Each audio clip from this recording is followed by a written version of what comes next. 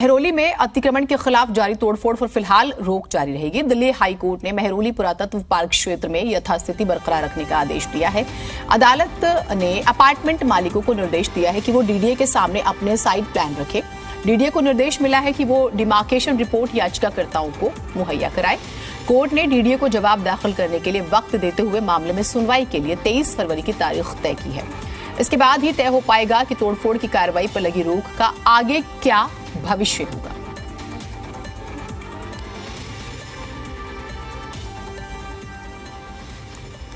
जितने भी लोग यहाँ पे जिन्होंने केस फाइल किए थे उन सबको कहा गया है कि अपनी साइट प्लान सैटरडे तक सब कोर्ट में फाइल करेंगे। डीडीए से जवाब मांगा गया है सब मैटर्स में, जो उन्हें सोमवार तक 20 तारीख तक फाइल करना है। फिर 20 तारीख तक फाइल करना है। 22 तारीख तक फिर सब पिटिशनर्स हैं उन सबको डीडीए के जवाब का जो है वो रिजॉइंडर फाइल करना है। 23 तारीख को कोर्ट ने हियरिंग रखी है और तब तक के लिए कहा है कि जो ऑर्डर स्टेटस को का है कि कोई डिमोलिशन नहीं होगी पिटिशनर्स के रिगार्डिंग, वो जारी रहेगा और फिर 23 तारीख को आगे हियरिंग होगी इन मामलों में। और नीरज गौड़ हमारे साथ हमारे सहयोगी जुड़े हुए हैं। नीरज, दिल्ली हाई कोर्ट में आज क्या हुआ, क्या बड़ी बातें रखी गई, ये जरूर बताइएगा दर्शकों को। और 23 तारीख तक के लिए तो कम से कम राहत है। बिल्कुल, क्योंकि मैं आपको बताऊं कि जो कि मेहरौली का इलाका है जहां पर अवैध कब्जों को लगातार ढाया जा रहा था, 5 दिनों तक डीडीए का एक्शन जारी था। उसके बाद में अब जब ये पूरा मामला कोर्ट में पहुंचा है तो उसके बाद में 23 फरवरी तक इस पूरे मामले पर रोक लगा दी गई है। यानी साफ तौर से अब किसी भी तरीके से मेहरौली के इलाके में जहां पर अवैध कब्जों को ढाया जा रहा था वहां पर 23 फरवरी तक कोई भी मकान नहीं ढाया जाएगा, क्योंकि ये मामला जो है अब कोर्ट में पहुंच गया है और दिल्ली हाई कोर्ट ने इस पूरे मामले पर संज्ञान लिया है। और इसी के साथ अब ये पूरी तरीके से राहत है जो वहाँ पर लोग रहने वाले हैं। और 23 फरवरी को इस पूरे मामले में दोबारा से सुनवाई होगी। जो भी कोर्ट की तरफ से जो भी कागजात मांगे गए हैं, जो भी पक्ष उनकी तरफ से सुना गया है, उस पर जो है आगे जो है 23 फरवरी को सुनवाई होगी। उसके बाद ही आगे का रुख ये तय होगा कि अब आखिरकार जहां पर इस मकानों को ढाया जा रहा था उसका आगे क्या होगा। लेकिन जिस तरीके से ये भी कहा गया है कि जितने भी साइट प्लान है जो कि वहाँ पर लोग रहने वाले लोग हैं, उनका कहना है कि उन्होंने अपनी गाड़ी कमाई से इकट्ठा करके पैसा ये पूरा जो मकान है उन्होंने लिया था। और कोर्ट ने कहा है कि वो भी अपना जो साइट प्लान है वो जो है कोर्ट में दाखिल करें। तो ऐसी तमाम बातें बोली गई हैं, क्योंकि जिस तरीके से 5 दिनों के भीतर वहाँ जो भी मकान थे उसको लेकर के डीडीए लगातार एक्शन ले रहा था। डीडीए ने तमाम जो मकान थे उनको ढाया और फिर उसके बाद वहाँ पर राजनीति भी होने लगी, आम आदमी पार्टी वर्सेस बीजेपी। और फिर उसके बाद लगातार मामला तूल पकड़ता चला गया। अब यह मामला कोर्ट में पहुँचा है और कोर्ट का कहना है कि जो डीडीए है उससे भी जवाब मांगा है कि आखिरकार इस पूरे मामले पर वो अपना क्या पक्ष रखते हैं। और इसी के साथ जिन लोगों के मकान वहाँ पर ढाए गए हैं और इसी के साथ जिन लोगों के मकान हैं, उन सभी लोगों ने अपनी अपनी बातें जो हैं वकीलों के जरिए कोर्ट में रखी हैं।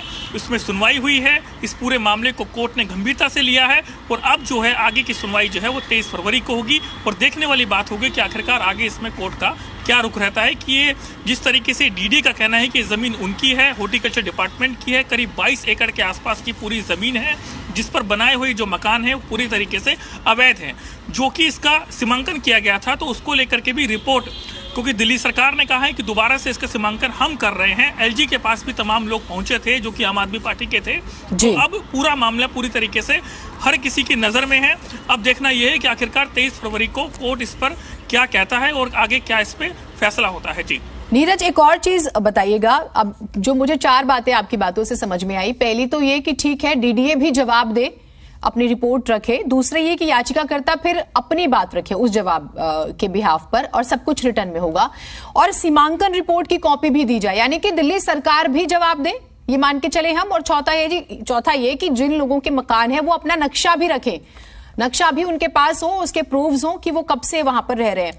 जो मेरा दिल्ली सरकार वाला प्रश्न था, क्योंकि आज एक खबर आई कि मुख्यमंत्री जो है जो लोग उजड़े हैं उनकी बसावट के लिए उन्होंने आदेश दे दिए हैं कि टेंट लगाए जाए, खाने पीने की व्यवस्था। ये ठीक है, दिल्ली सरकार की जिम्मेदारी है, लेकिन जो सीमांकन वाली बात है तो यहां पर तो जिम्मेदारी दिल्ली सरकार को भी लेनी पड़ेगी ना। देखिए, इस पूरे मामले में लगातार राजनीति होने लगी थी और उसके बाद में आम आदमी पार्टी ने कहा था कि वो फिर से सीमांकन करवाने को लेकर के राजी हैं। और इस बात को लेकर के उन्होंने इस डेमोलिशन को रुकवाने के लिए एलजी से भी इन्होंने मुलाकात की थी। और उसमें फिर आगे जो है सीमांकन की बात कही गई थी।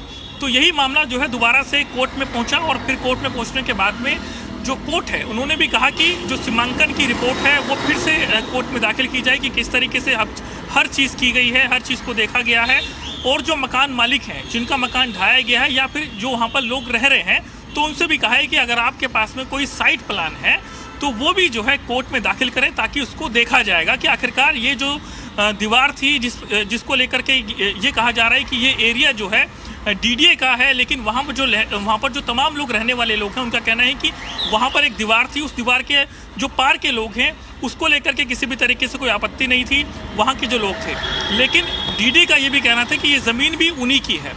तो ये तमाम बातें हैं जिसको लेकर के लगातार अब इसमें मामला कोर्ट में चला गया है और हर बात को रखा जाएगा। उसके बाद में अब 23 फरवरी को देखना यह होगा कि इसमें जो है कोर्ट क्या कहता है।